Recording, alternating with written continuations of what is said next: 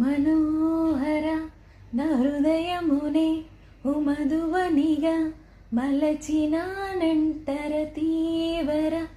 అతీ నెలనే ఓ తుమ్మెదవై తాగి పొమ్మంట నా యౌవనమే నీ పరమై పులకించే వేళ